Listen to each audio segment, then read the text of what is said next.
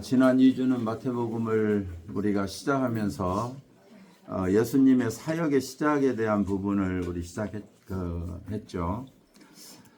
왜냐하면 오늘이 또 크리스마스 성탄 축하 주일이잖아요. 그래서 오늘 이제 예수님의 탄생에 대한 이야기를 합니다. 특별히 이 마태복음은 누가 수신자라고 했어요? 유대인. 그리고 누가 썼어요? 마태라고 하는 예수님의 제자가 유대인을 향해서 썼기 때문에 이제 대답이 이렇게 전체적으로 나오는 걸 보니까 어느 정도 이해가 된 것 같아요. 주제가 뭐다? 예수는 누구의 왕이에요? 유대인의 왕이시다. 메시아라는 관점에서 썼어요. 그렇기 때문에 이 유대인의 왕으로 오신 예수를 어떻게 묘사하는지 그것이 그 마태복음 1장과 2장에서 굉장히 다루고 있는 부분이죠. 마태복음 1장은 족보가 나오고요. 그 다음에 그 예수님이 어떻게 해서 이 세상에 탄생하게 됐는지 그 스토리가 나오죠. 마태복음 1장을 보세요. 처음에는 아브라함과 다윗의 자손 예수 그리스도의 세계다 이렇게 시작해요. 그래서 유대인의 사모하는 메시아의 족보는 아브라함이어야 되고요. 왜 아브라함이어야 돼요? 유대인이니까 혈통으로.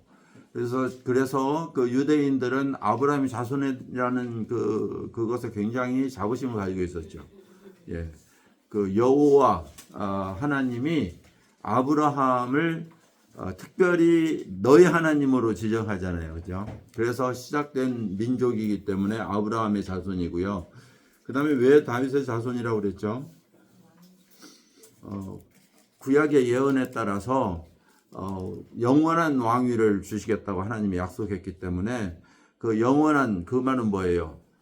꺼지지 않는 불꽃이잖아요. 영원토록 그 나라가 영존할 거라고 하는 그 강력한 나라를 사모했어요.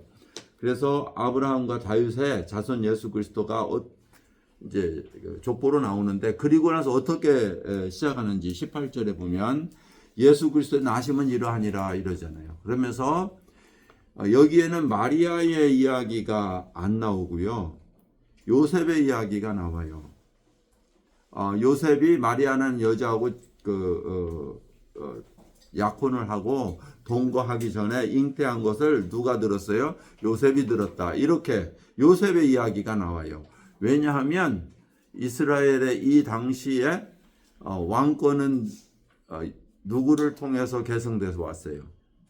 남자거든요. 그러니까 요셉이라고 하는 다윗의 자손에게 지금 나타나서 이야기하는 부분이에요. 물론 유다족 속 다윗의 혈통 요셉과 마리아 같은 베들레헴 출신이죠. 자, 그 다음에 나타나서 예수의 이름을 지어주죠. 그렇죠? 21절 뭐라고 돼 있죠? 21절 1장 계속해서 예수라고 하는 것은 히브리 아람 말인데요. 그 당시 그 지역 사투리죠. 히브리어에서 파생된 사투리인데 그 아람 말로 예수라고 하는 것은 뜻이 뭐냐? 죄에서 구원할 자라는 뜻이에요. 그러니까 이 아들을 낳으면 육신을 가진 아기를 이름을 지어줄 때 예수라고 지어라. 근데 그 예수라는 뜻은 무엇이냐면 죄에서 구원하는 자다. 자기 백성을 그들의 죄에서 구원할 자다. 이런 말이죠. 그러면 히브리어로는 예수라는 뜻, 구약성에 기록된 히브리어로는 예수라는 뜻은 뭐냐면, 예수라는 이름은 호세야, 여호수아, 혹은 엘리야 이런 것이 바로 구원자라는 뜻이에요. 하나님은 구원이시다 이렇게. 그죠? 엘리야. 그래서 여호수아 구원자, 호세야 또 구원자, 이런 다른 표기법에 의해서 똑같은 단어가 파생된 거예요. 자, 그래서 예수라고 하는 것은 우리가 흔히 예수님 하지만 인성을 가진 분을 예수라고 그래요. 그러니까 성자일 때는 그리스도라는 칭호를 하고요. 예수 그럴 때는 인성을 가진 이름. 예, 그렇죠. 그래서 그리스도가 십자가에 죽은 거라고 우리는 표현하고 있지만 그리스도가 죽은 게 아니고 예수가 죽었다 이렇게 봐야 되는 거예요. 엄격히 따지면. 예. 그래서 사도행전에 너희가 십자가에 죽인 그 예수를 하나님께서 다시 부활시키셔서 주와 그리스도가 되게 하셨느니라. 그래서 부활하신 예수는 이름이 그리스도가 되는 거예요. 예, 그것이 엄격히 우리가 예수님에 대한 이름을 이해해야 되는 부분이다. 이렇게 이해하면 되겠어요. 자, 그러면 이 구원이란 뜻이 하나님이 인간을 건지신다. 어디에서? 죄에서. 왜 그러냐면 인간의 가장 근본적 문제는 시작이 죄였기 때문이에요. 그래서 그 문제를 해결해야 인류의 문제가 해결되는 거죠. 하나님과 관계의 단절도 죄. 우리 인간에게 다가온 모든 고통도 죄. 어두움의 세력도 죄. 근심과 걱정과 모든 것이 무엇으로부터? 죄로부터. 그렇기 때문에 그 문제를 해결하셔야 되는 거였거든요. 근데 그 문제를 해결하고 싶었죠, 인간은. 근데 인간의 행위로는 불가능하잖아요. 그러니까 사람들은 하나님을 떠나서라도 인류는 공통적으로 어떤 재앙이 오거나 어떤 두려움이 닥치면 그것이 무엇으로부터 왔다고 우리는 생각해요. 죄로부터 왔다고 보잖아요. 그래서 생긴 것이 종교인 거예요. 종교. 근데 그 종교들이 진정으로 죄를 해결할 수 없었던 거죠. 그런데 누구만이 이것을 해결할 수 있느냐?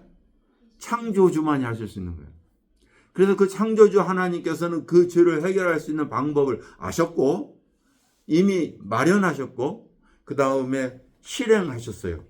그 실행하는 방법으로 자기 아들 하나님, 그 하나님을 이 세상에 인간을 내어 보내신 거예요. 예수로. 왜 하나님이 오셔야 돼요? 왜 우리의 구원자가 하나님이셔야만 되느냐고요. 죄가 없으셔야 되니까. 그게 죄 없는 인간이 이 세상에는 아무도 없기 때문에 죄 없는 존재만이 죄를 위해서 희생될 수 있는 거죠. 하나님께서 죄 없는 자기 아들 하나님을 이 땅에 육신 입고 이 세상에 보내신 거예요. 그럼 왜 육신을 입어야만 됐느냐, 하나님이. 그냥도 죄에서 용서할 텐데. 왜 그래요?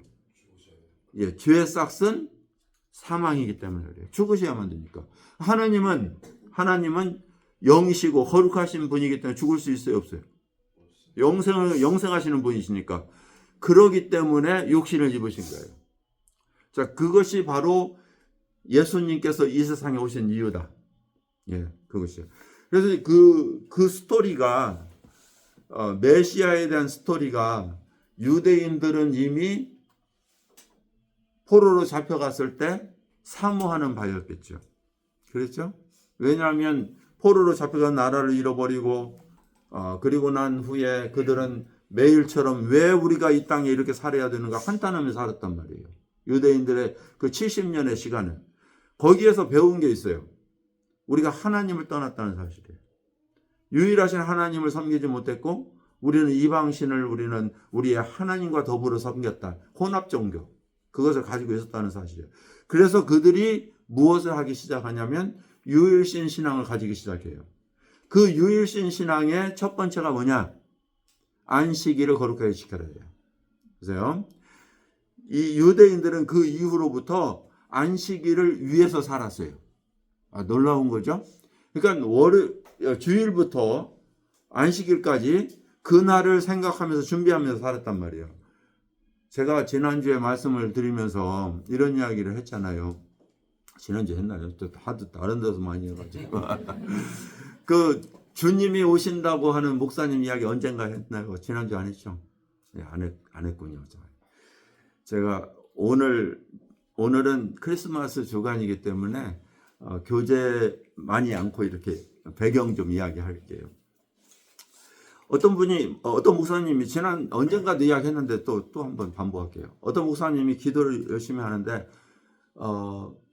분명한 음성으로 내가 다음 주 주일날 아침 새벽 오겠다라고 예수님이 말씀하신 거예요. 그래서 이분이 설교 시간에 이야기를 했어요. 예수님 다음 주에 옵니다. 그러니까 오늘이 마지막 주일입니다. 여러분 오늘 예배 드리고 서로 인사 나누시고 경건하게 일주일 보내시고 주님 오시면 하늘에서 만납시다. 그리고 목사님이 설교를 하고 마쳤어요. 그리고 나서 그분은 집에 돌아가서 주님 맞을 준비를 하기 시작했어요. 뭐 한국교회처럼 주중에 예배나 새벽 기도가 없으니까 그냥 경건의 시간 하고 청산할 거 하고 아주 원수진 사람들 풀고 뭐 빚진 사람 빚 갚고 전부 다 청산하면서 매일을 주님과 함께 기다리면서 보냈단 말이에요. 주일 아침이 됐는데 이제 갈 준비를 하고 있는데 안 오시는 거예요. 그럼 어떻게 해요? 이제? 예배 드리러 가야 될 거 아니에요. 그런데 성도들을 볼 면목이 없죠. 그래서 주일날 가기 위해서 주님에게 무슨 창피입니까? 왜 그렇게 분명하게 말씀하셔갖고 제가 이 모양 이 꼴이 됐습니까? 하고 이야기를 하는데 그때 깨달은 말씀이 있어요. 일주일을 돌아보면 어떠한 삶을 살았느냐. 그러니까 자기가 일주일을 돌아보니까 그 주님을 기다린다고 하는 그 일주일이 어때요? 얼마나 건건하고 얼마나 주님과 동행하고 그러한 평생을 목사로 살았는데 그만큼 살아본 적이 없는 거예요. 그 일주일의 삶이. 그래서 비로소 느낀 거예요. 아, 이것이 마땅히 우리가 살아가야 될 삶이구나. 그걸 알고 나서 교회 앞에 섰어요. 성도들이 소구소구소구 하면서 피식피식 웃고 그러면서 뭐라고 하나 하고 쳐다보고 있는 거예요. 그렇죠. 목사들은 항상 그래요. 그런데 목사님 첫 마디가 뭐냐면 여러분 일주일 어떻게 사셨습니까? 그 하루 저는 개인적으로 이렇게 살았습니다. 시작해요. 유대인들은 그렇게 살았어요. 안식일을 하나님을 만난다고 하는 그날을 사모하면서 그 만나기 위해서 내가 어떻게 살아야 되는지 삶을 점검하기 시작했어요. 그리고 안식일을 거룩하게 지키고. 그러니까 그 안식 후 첫날부터는 안식일을 위해서 존재하는 그러한 민족으로 바뀐 거예요. 그러니까 과거의 유대교가 아닌 거예요. 얼마나 거룩한 삶을 살았는지 몰라요. 그들의 삶이 지금 유대인들 그들의 삶이 지금도 마찬가지예요. 다른 신을 섬기지 않아요. 안식일을 위해서 존재하고요. 절기를 철저하게 지킨단 말이에요. 그런데 왜 하나님은 그들을 인정하지 않으셨을까? 그들이 모르는 게 있어요. 그들은 자기의 행위로 하나님을 기쁘시게 하면 하나님이 자기 민족을 축복한다는 구약 율법의 조건적 하나님을 아직도 믿고 있는 거예요. 예, 그것이 달라요. 그런데 하나님은 율법의 행위로는 구원할 수 있는 사람이 있다 없다. 없기 때문에 하나님께서 은혜로 구원받아야 된다는 사실을 준비하시고 예비하시고 이 세상에 오셔서 내가 바로 그 메시아라고 선포하신 분이 예수신 거예요. 근데 유대인들이 그 바벨론에 살면서 우리 메시아를 기다린 거예요. 우리가 이렇게 멸망당한 것은 하나님을 떠났기 때문이고 이제 하나님을 이렇게 섬기면 하나님께서 다윗의 혈통에서 우리가 기다리는 왕을 일으키실 거다. 이런 사모가 있었어요. 사모함이 있었어요.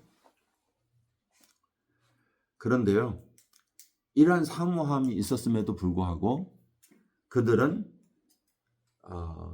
유대인의 그 전통을 따라서 성경의 가르침을 받았고 그 전통을 쫓았지만 왕권을 가진 민족 위에 뛰어나게 드러난 그런 왕을 기대했어요.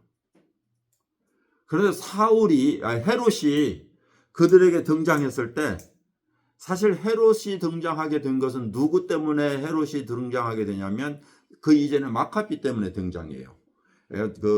여러분 마카비 들어보셨죠? 하니카 들어보셨어요? 예. 이 유대의 역사는 다른 민족에게 계속 침략당해 있었는데 포로에서 잡혀온 후에도 그 헬라 제국이 정복하고 있을 때 마카피라고 하는 그 사람이 독립전쟁을 해요. 그래서 처음으로 왕권을 회복해요. 독립을 하게 돼요. 왜 그 전쟁을 하게 됐냐면 그 아버지가 제사장이었는데 시므온이라는 아버지인데 그분이 혹시 안티오쿠스라는 그 헬라 왕이 제사장들을 다 죽여요. 그리고 성전에다가 돼지고기를 피를 뿌리고 제사를 드리고 제우스 상을 막 세우고 그래요. 그래서 이 시므온이 반대를 하고 거기 항의하니까 죽여버린단 말이에요. 그래서 그 아들 마카피가 이제 전쟁을 하게 돼요. 사실은 뭐 다 기억 안 해도 돼요. 짧게 이야기할게요. 그 마카피라고 하는 그 사람은 마카피라는 그 뜻이 망치라는 뜻이에요. 도끼인가 망치인가. 그 전쟁을 하는데 무기가 없으니까 망치를 들고 싸웠다. 이래서 그래서 마카피 혁명이에요. 근데 독립을 해서 처음으로 왕권을 회복했는데 거기에 달라붙은 세력이 사두개인이란 말이에요. 이해되세요? 자, 사두개인이고 그 다음에 그 후손들에게서 이어가는 마지막 마카피 정권 때에 이두메가 누구냐면 에서의 후예거든요. 이두메라고 하는 족속 중에 한 사람이 돈을 주고 정권을 사게 돼요. 그게 헤롯의 아버지예요. 헤롯의 아버지. 근데 그 헤롯의 아버지가 로마가 헬라를 점령하는 그 시간에 로마에 돈을 주고 이 유대인의 왕으로 등극해요. 그게 헤롯 대왕이란 말이에요. 그 헤롯 대왕이 등극할 때에 이스라엘 백성들은 혹시 마카피가 우리의 메시아가 아니냐 생각했어요. 독립할 때가 하누카거든요. 그러니까 이거 다윗 왕의 후손 우리의 메시아가 아니냐 이렇게 생각했는데 그 세력이 점점점 줄어가다가 헤롯 왕이 등극해가지고 전 유대인을 다스리게 되니까 혹시 에서의 후세지만 메시아이면 좋겠다. 그런 소망이 있었던 거예요. 자, 그런데 동방에서는 어디예요? 바벨론 지역에서는 그곳에 흩어져 살던 유대인들이 혹은 여전히 그 지역에 남아있는 유대인들이 어떤 이야기를 했을까요? 유대인들은 누구를 기다린다? 메시아를 기다리는데 그 메시아가 오면 온 세상을 평정한대. 평화의 왕으로 온대. 전쟁이 없대 그 왕이 오면. 이 이야기를 듣고 있었던 거죠. 자, 그 이야기를 들었을 때 동방의 점성가들이 뭘 보고 점을 쳐요? 별을 보고 점을 친단 말이에요. 근데 그 별이 하나가 툭 떠올랐는데 엄청나게 밝은 거예요. 그것이 바로 2장 1절인 거예요.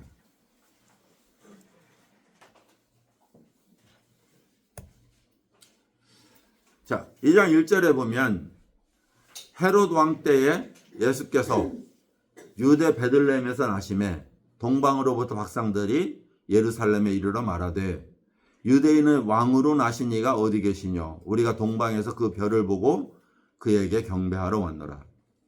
헤롯 왕과 온 예루살렘이 듣고 소동했다. 이렇게 이야기하죠. 자, 이것은 뭐 설명이죠. 지금까지 이야기했던 부분에 대한 설명이에요.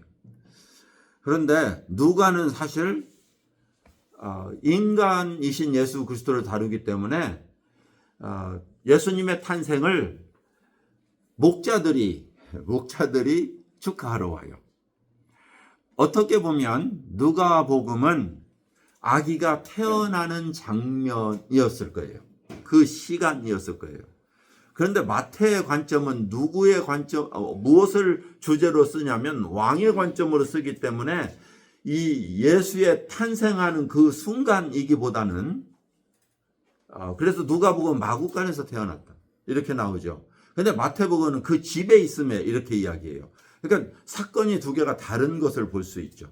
그래서 마태복음은 어디에 초점을 두냐면 예수님께서 베들레헴에 지금 어느 순간에 탄생해서 그 기간 동안 머물렀는지 혹은 다시 방문을 했는지 사실은 몰라요. 그런데 지금 이곳에 머문 것은 무엇이냐면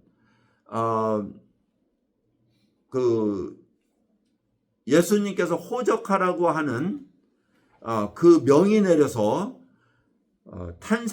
탄생하게 된 그 시기가 베들레헴에서 BC 4년. BC 4년. 우리가 지금 탄생 시기를 기원전 6년에서 4년으로 봐요. 왜 이렇게 보느냐면 헤롯 왕이 요세푸스라고 하는 그 역사가에 의하면 이것은 역사가는 유대인의 역사가이기 때문에 기독교인이 아니에요. 이 역사가에 의하면 헤롯 왕이 BC 4년에 죽었다 이렇게 기록해요. 그러면 여러분 BC 4년에 죽었는데 예수님이 그때 살았다 그러면 안 되잖아요. 실제로 이 AD와 BC가 예수 그리스도 탄생을 기점으로 나누죠. BC라는 거 before Christ, AD라는 건 after Christ예요. 안노 도미니라고 하는 라틴어에서 왔는데 안노라는 것은 after, 도미니 그러면 로드라는 뜻이에요. 그러니까 주가 오신 후 그 말이에요. 그러니까 주라고 하는 건 그 예수 그리스도를 주를 기점으로 주전 주후로 나누죠. 그죠? 자, 그런데 0년에 태어나야 되는데 역사가에 의해서 보니까 나중에 보니까 BC 4년에 헤롯이 죽은 거예요. 그래서 로마 황제가 우리가 AD와 BC로 우리 로마 달력을 바꾸자 하고 했는데 그걸 거꾸로 돌릴 수가 없잖아요. 그래서 역사적으로 우리는 예수님의 탄생을 언제로 보냐? BC 4년으로 보는 거예요. 혹은 6년으로 보는 거예요. 왜 6년으로 보느냐? 헤롯이 동방박사 이야기를 듣고 뭐라고 그래요? 별이 나타난 때가 언제냐? 그러니까 2년 전에 별이 나타나서 그 별을 보고 우리가 쫓아왔습니다. 그러니까 그 기간이 동방에서 오는 기간이 2년이 걸렸는지 아니면 그것을 연구해서 왔는지 모르겠어요. 어쨌든 헤롯은 그것을 기준으로 2년을 계산했던 거죠. 그래서 탄생 시기를 기원전 6년에서 4년으로 이렇게 보는 거예요. 자, 동방에서 온 박사들은 3명이냐? 그것은 전설에 의해서 3명으로 보고 혹은 이름까지 어떤 분들은 이야기해요. 그런데 실제로 성경에는 몇 명으로 나오지 않고 있고요. 다만 3명으로 추정하는 것은 선물이 3개잖아요. 황금과 유황과 모략 이 3가지이기 때문에 그렇다. 별의 출현은요. 하나님께서 신비로운 거죠. 오늘날에 동양에서도 그렇게 보았잖아요. 큰 별이 나타나면 왕이 출현했다. 라이언킹을 봐도 우리 디즈니에서 나오는 라이언킹을 봐도 별이 나타나면 그 뭐예요? 너희 선조들이 위에서 너를 보호한다. 뭐 이러잖아요. 모르세요? 저는 아이들하고 많이 봐서 못 봤어. 뭐 모르세요? 좋습니다. 어쨌든 그래서 이 왕의 출현을 제가 자료를 좀 여러분에게 이렇게 올려놓았어요. 그걸 보시면 좋을 것 같고요.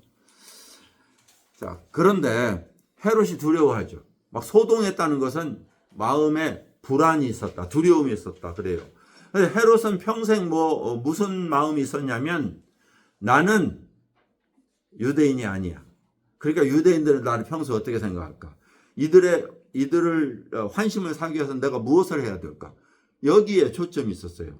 그래서 유대인들이 가장 원하는 뭐예요? 성전을 46년 동안 지어주는 거야. 그리고 유대인과 결혼하고, 자기 막 본초도, 그리고 자식들도 또 죽여요. 왜 죽이냐면 자기 왕권을 위협할까 두려우니까. 이렇게 악랄하기로 유명했던 왕이기도 해요. 자, 왕이 묻죠. 대제사장과 서기관에게 물어요. 그리스도가 어디서 나겠느냐. 근데 사실 제사장들은요, 선지서를 안 믿어요. 모세 오경만 믿었어요. 그 당시에. 서기관들은 바리새인들이에요. 그들은 필사하는 사람들이에요. 그리고 성경을 가르치는 자예요. 지금으로 말하면 신학자들이었죠. 그들에게 물었어요. 그랬더니 뭐라고? 유대 베들레헴에서 태어난다고 이야기하게 되죠. 이 예언서는 미가서에 나오는 말이에요. 그 선지자가 뭐라고 이야기하냐면, 유대 땅 베들레헴아, 유대 고을 중에 가장 작지 아니하도다. 그런데 베들레헴은 굉장히 작은 도시였어요. 그런데 그 도시를 향해서 너는 작지 않다 이야기한 이유는 뭐냐면, 내게서 한 다스리는 자가 나와서 내 백성 이스라엘의 목자가 될 것이라고 하는 예언 때문이라는 거예요. 예, 이것이 바로 메시아에 대한 예언으로 그들은 이해하고 있었던 거죠. 그래서 이제 헤롯이 별에 대해서 자세히 물어보았죠. 그리고 헤롯은 이야기해요. 베들레헴에 가서 아기를 모면 다시 나에게 와서 이야기하라. 그러면 나도 그에게 와서 경배할 것이다. 이런 이야기를 하겠죠. 자, 헤롯은 유대인의 왕이 되기 위해서, 그리고 백성들의 환심을 사기 위해서 굉장히 노력한 왕이었죠. 그런데 사실은 말씀에 대한 것은 무지했다는 걸 볼 수 있어요. 그러니까 그만큼 권력에 욕심이 있었지, 사실은 하나님에 대한 욕심은, 하나님에 대한 그 열망은 없었던 거예요. 유대인으로 개종한 사람들이 그 당시에 참 많았어요. 디아스포라죠. 바벨론에서 살던 사람들이 헬라 각 지역에 흩어지면서 그 사람들 피가 섞였기 때문에, 그리고 혹은 그 지역에서 선한 영향력으로 유대인으로 개종한 사람이 참 많았어요. 뭘 보면 알아요? 명절 때 세계 각국에서 다 모여들었잖아요. 그죠? 그래서 그 예루살렘이 가득 찼단 말이에요. 수십만 명 혹은 수백만 명이 될 정도로 가득했다, 이렇게 봐요. 그런데 이 헤롯은 이스라엘 유대의 왕으로 등극했음에도 불구하고 하나님의 말씀에는 사실은 무관심했던 걸 볼 수 있어요. 여기에서 뭘 배울 수 있어요? 우리는 종교적일 수 있지만 그러나 하나님에 대한 관심 없을 수 있다. 제가 많은 죄송합니다, 이런 이야기해서 해야 되나 안 해야 되나 모르겠는데 몇몇, 만연이 아니에요. 잘못 이야기했어요. 아주 소수의 목회자들이 자기 평생에 소원이 있다면 내가 하나님을 위해서 전을 건축하는 거라고 목숨 바치는 분들이 계세요. 들어보셨나요? 예. 저는 저희 인척 중에 인척이라면 아주 가까워요. 뭐 형제 이렇게. 인척 중에 한 사람은요, 선교지에 가서 교회 세워주는 것이 하나님의 일이라고 생각하시는 분이 계세요. 그래서 각 중국에도 세웠고 필리핀에도 세우고 베트남도 세우고 거의 사비들에서 세워요. 예. 해마다 막 가요. 그것이 주님을 향한 헌신이라면 얼마나 좋겠어요. 그런데 갔다 오면 그래, 내가 하나님을 위해서 몇 개를 바쳤대. 근데 지금 와서 이제 연세가 많이 드셨어요. 저기 손윗분이니까. 지금 와서 중국 사람들이 교회 팔아먹었어요. 예, 팔아먹었어요. 이 보세요. 이게 건물, 그거 하나님 기뻐하는 게 아니란 말이에요. 우리 예수 그리스도의 몸이 모일 때에 그 건물이 소중한 거예요. 그 장소가 하나님이 기뻐하시는 거예요. 예수님이 그 유대인 당시에 그 성전도 46년 동안 지었던 그 헤롯 성전도 예수님이 뭐라고 하세요? 이 성전을 헐어라 하잖아요. 헐어라. 내가 46년 동안 지은 거 이거 다 헐어버려라. 왜 헐으라는 거예요? 이거 하나님 섬기는 거 아니야 그 말이잖아요. 그죠? 좀 제가 이렇게 과격하게 이야기해서 미안하지만 예수님 말이에요. 너희들이 이 집을 뭐라고 해요? 도둑의 소굴로 만들었다. 헤롯은요 도둑의 속을 지은 사람이고 거기에 제사장들은 하수인에 불과했다는 사실이에요. 포로에서 잡혀 돌아온 이스라엘 백성들이요 학개 선지자를 통해서 성전을 건축하게 되는데 너희들이 성전을 건축하라고 하는데 참 형편없는 전을 건축했어요. 솔로몬의 영광을 보던 사람이 울었어요. 어떻게 이런 집을 우리가 지었는지 하나님 앞에 죄송스럽고 가슴 아프고 그래서 참 이곳에 어떻게 하나님이 계실까? 우리의 영광이 왜 이렇게 사라지고 우리 하나님은 이러한 초라한 집에 계셔야 되는가? 바벨론에서 봤잖아요. 거기 신전이 어떻게 생겼는지. 수산성에서 봤잖아요. 그들의 신전이 어떻게 생겼는지. 근데 자기들이 짓는다고 최선을 다했는데도 불구하고 형편없는 거예요. 막 울었단 말이야. 근데 뭐라고 하는지 알아요? 하나님의 영광이 그 전에 있던 성전의 영광보다 더하도다. 하나님의 영광. 왜 그래요? 기뻐하셨어요. 그래서 자기에게 헌신하는 그 마음을 기뻐하셨다. 그거예요. 자, 우리는요, 인간의 관점에서 그 가치 기준을 가지면 안 돼요. 허름한 가나의 혼인잔치집 같은 죄 속에서 살았기 때문에 가슴 치며 회개하는 세리와 같은, 그죠? 그러한 자들의 마음을 하나님 기뻐하세요. 그리고 그의 마음에 성전 삼고 하나님이 계시는 거예요. 여러분, 우리의 마음이 헤롯 꿈과 같이 되어서는 안 돼요. 헤롯의 성전과 같이. 헤롯은 그런 사람이었어요.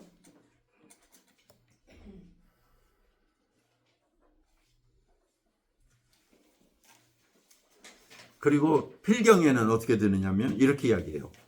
별이 나타나면 이제 드디어 관심을 가지기 시작하죠. 별이 나타나면 베들레헴도 배웠죠. 이제 별이 나타나면 언제쯤 나타나면 다 연구해요.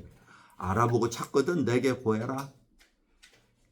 지금 왜 그래요? 왜 뭐 하려고 이 헤롯이 자꾸 물어요, 이렇게. 예. 음모가 있죠. 속에 나쁜 의도가 있는 거예요. 죽이려고 하는. 이 세상의 악한 자들은요, 이렇게 연구해요. 탐구해요. 정직한 사람의 마음까지도, 이렇게 속여가면서 끌어내요. 이게 악한 자들의 일이에요. 의도가 악해요. 우리가 그래서 우리에게 달콤한 말로 다가오는 이러한 사람들도 주님의 지혜로 참 그 악한 의도가 있는지 깨달을 수 있어야 되는 것을 볼 수 있어요. 왜냐하면 하나님은 이러한 박사들에게 피할 길을 주시잖아요. 나타나 주셨잖아요. 그죠? 그럼 보세요. 박사들이 왕의 말을 듣고 갈새 뒤에 12절에 보면 꿈에 헤롯에게 돌아가지 말라고 하는 지시하심을 받잖아요. 그러니까 우리에게 오는 temptation, 사탄으로 오는 유혹과 어떤 괴계와 술수들을 막을 수 있는 것도 누구시다? 하나님이시다. 그래서 우리는 하나님 앞에 의지하고 살아가는 삶이 참 중요한 거예요. 자, 그런데요, 여기 보세요. 박사들이 왕의 말을 듣고 갈새 동방에서 보던 그 별이 어때요? 문득 그 앞에 또 나타났어요. 자, 별이 사라졌을까요? 아니면 못 봤을까요? 네? 아니, 유대인의 왕으로 오다가 별을 보고 왔잖아요. 예루살렘까지 왔어요. 별이 사라졌을까요? 거기 있었을까요? 모르죠, 그죠? 무정상 사라졌다가 다시 나타나서 어떻게 그런 것 같죠? 그런데 저는 이렇게 추측해 봐요. 저는 예루살렘에 왔을 때 박사들은 왕이 어디 있을 거라고 생각했겠어요? 왕궁에 있었을 거라고 생각해요. 자연적으로. 그럼 어디로 찾아가야 돼요? 왕궁으로 찾아갔겠죠. 그러니까 그게 당연하다고 생각했을 거예요. 그러니까 그곳에 가서 유대인은 왕으로 나시니까 어디 계시냐고 물었던 거겠죠.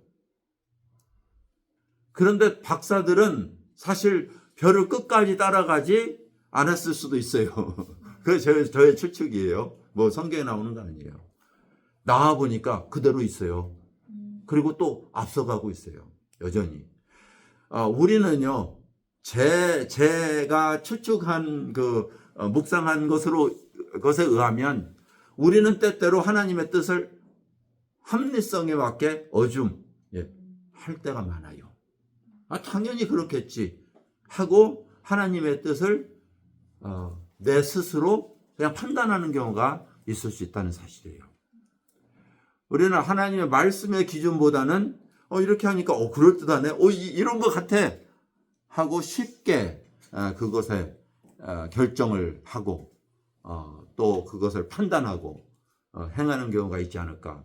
그 박사들은 이제 왕의 말을 듣고 나왔는데 결국 보니까 별이 다시 그들을 인도하게 되는 거죠. 아기에게 머물렀어요. 다시 별을 보고 기뻐하고 또 크게 기뻐했다. 여기 이제 이 구약 성경이나 신약 성경은요, 옛날에 우리들에게는 뭐가 있냐면요, 뭐보다 혹은 가장 그런 비교급이나 최상급이라고 하는 언어의 발달이 되어 왔어요. 그래서 지금은 가장 기뻐하다, 혹은 옛날보다 더 기뻤다, 이런 표현이 있지만 과거 성경이 기록될 때는 단어를 반복하잖아요. 그것이 최상의 의미를 상징하는 거예요. 그러니까 기뻐하고 기뻐했다. 이것은 뭐예요? 그냥 굉장히 기뻐한 거예요. 엄청나게 기뻐했다. 이런 표현이죠. 그래서 이제 하나님께서도 이 사람을 창조하셨을 때 exceedingly joy 했다. 이럴 때 사용하는 부분이에요. 그런데 예수님도 내가 너희에게 진실로 너희에게 이르노니, 이런 부분과 마찬가지죠. 그러니까 이 가장 큰 기쁨을 다시 회복하게 된 것은 그들에게 나타난 징조가 다시 나타났기 때문이에요. 여러분들 만약에 어떤 큰 기대를 가지고 2년이 걸렸는지 모르겠어요. 지금 처음 별을 보고 출발했다면, 혹은 몇 개월이 걸렸는지 모르지만 약 500마일의 거리를 500마일이면요, 여기서 달라스 왔다 갔다 하는 거리예요. 그 거리를 걸어서 도로도 없이 가로등도 없이 지금 찾아왔단 말이에요. 생각해 보세요. 그래서 당연히 궁전에서 왕이 났을 거야 하고 딱 들어갔는데 아니래. 그리고 베들레헴이라고만 하지 어딘지 모르겠어요. 어떻게 가서 찾아봐. 베들레헴 가서 찾아봐. 얼마나 황당했겠어요. 낙심되고, 그럼 어떻게 하지? 지금 이제 어디서 찾지? 그런 낙담된, 그리고 이거 어떻게 하나 하는 그런 불안감 속에서 문을 탁 나섰는데 별이 있는 거예요. 별이. 그 하나님의 인도하심을 따라간다고 하는 것은요, 우리에게 큰 기쁨인 거예요. 그것을 상실한 것처럼 우리가 길 잃어버리는 그러한 상실감 가운데 빠지는 경우는 없는 거죠. 그러니까 여러분, 우리 인생에서도 박사처럼 하나님의 말씀이 나의 기준이 되어 살아가다가 혹시 길을 잃으신다면 어디로 돌아가셔야 돼요? 다시 말씀으로 돌아가셔야 돼요. 때때로 우리에게 그런 생각이 든단 말이에요. 내가 어찌 해야 될지 모르겠어요. 내가 하나님의 뜻을 잃어버렸어요. 하나님 나를 왜 이 가운데 뒀어요? 아무것도 모르겠어요. 이제 다시 시작해야 하는데 아무것도 모르겠어요. 그 하나님 뜻이 무엇이에요? 어느 길로 가야 되죠? 그런다면 다시 하나님의 말씀, 하나님의 그 뜻 안으로 여러분 찾아 들어가야 돼요. 예. 근데 기준은 오늘날 그리스도인의 기준은 꿈도 별도 아니에요. 예. 이 당시에는 하나님께서 그렇게 역사하셨어요. 그렇지만 오늘날에는 성경 말씀으로 여러분 인도하세요. 그래서 말씀에 사로잡힌 바 되게 해달라고 기도하셔야 돼요. 그냥 말씀은 큐티하는 장식품이 아니에요. 하나님의 뜻을 분별하는 지표예요. 청년이 무엇으로 내 삶을 이끌어 가리까? 그러면 뭐예요? 주의 말씀을 내 발에 두었다. 그것은 나의 등불이다. 나의 등대다. 그 말이에요. 여러분의 길을 밝혀주는 여정의 그 등불, 등대와 같은 것은, 하나님 뜻을 비춰주는 것은 하나님 말씀이에요. 때로는 그것이 빨리빨리 분별되지 않아서 여러분들이 불안하고 빨리 황당하기도 하겠지만 점쟁이한테 찾아가면 빠르잖아요. 그죠? 이야기해 주니까. 그래서 요즘에 그렇게 굿이 많고 점쟁이가 많아요. 그런데 그래서 여러분 하나님의 뜻을 추구하기에 여러분의 삶을 바쳐야 돼요. 그래서 잃어버렸던 별을 찾은 박사들 기쁨을 회복했다는 사실이죠. 11절에 보면 그래서 그곳에 들어가서 예물을 드려서 경배했어요. 이 예물이 황금 유황 모략이라고 하는 이 예물이 구약 성경에 그 시편과 사사기, 스바냐, 학개 등의 선지자들이 이미 그 예수 그리스도의 탄생, 메시아의 탄생과 그를 축복하는 것에 대해서 기록하고 있었던 것인데, 황금, 이것은 불변하는 왕권을 상징하죠. 유향은 향기로운 그 향내나는 것이었기 때문에 신성을 상징한다고 보았고요. 모략은 시체를 부패하는 데 사용했기 때문에 예수님의 인성, 죽음과 고난을 상징한다고 보았어요. 그래서 예수님께 드려진 이 세 가지 예물이 그의 본질이 무엇인가를 드러낸 것이었다. 이렇게 보기도 하고, 그 다음에 이들에게 주어진 이 예물로 인해서 예수님은 애굽으로 바로 피신하죠. 왜냐하면 헤롯이 2살 이하를 다 죽이려고 하니까. 그 애굽으로 피신했을 때 무엇이 필요했겠어요? 재물이 필요했겠죠. 경비가 필요했어요. 그래서 아마 이 박사들이 드린 예물이 경비를 사용하는데 필요를 채웠을 것이라고 그렇게 보는 거예요. 하나님은요, 하나님의 계획은 자신이 계획하셨을 뿐만 아니라 완성하기까지 역사 안에서 일하고 계세요. 그래서 예수 그리스도의 탄생과 죽으심과 부활은 세상이 창조되기 전에 계획하신 거예요. 인간이 창조되기 전에 계획하신 거예요. 여러분 혹시 찬송 중에 나시기 전에 지으신 그 귀하신 이름 예수 아시죠? 그분이 나시기 전에 구원자가 되셨지만 그 구원자는 구약에 약속되었고요. 범죄하자마자, 인간이 범죄하자마자 여자의 후손에게 이미 하나님은 사단의 후손을 깰 것을 말씀하셨잖아요. 그랬죠. 그런데 뱀의 후손이 여자의 후손에 뒤꿈치를 물 거라고 하는 고난에 대한 예언까지 하신 거예요. 그러니까 하나님께서 계시록에 보면 말씀을 우리에게 주실 때 어린 양이 내려오는데요. 어때요? 창세 전에 죽임을 당한 어린 양과 같더라. 이렇게 말씀하세요. 그러니까 하나님은 예수 그리스도를 이 땅에 보내셔서 언제? 2000년 전에 보내셔서 십자가에 죽게 하셨지만, 그러나 하나님의 역사의 관점에서는 창세전에 이미 우리를 위해서 죽게 하신 어린 양을 예비하셨다. 그리고 창세전에 죽임당한 어린 양으로서 온 인류의 구원을 이미 예비하셨다. 이런 말씀이에요. 얼마나 하나님의 사랑과 은혜가 크고 놀라운가를 우리는 생각할 수 있죠. 그래서 하나님의 구원 계획이요, 처음 시작하자마자 여자의 후손에서 난다니까요. 가인이 믿음의 후예인 누구예요? 아벨. 누구예요? 여자 하와의 아들이 그렇게 되는 줄 알았던 거거든요. 예. 여자에게 그때 뱀에게 저주하기를, 여자의 후손, 그 여자 그 당시에 누구 있었어요?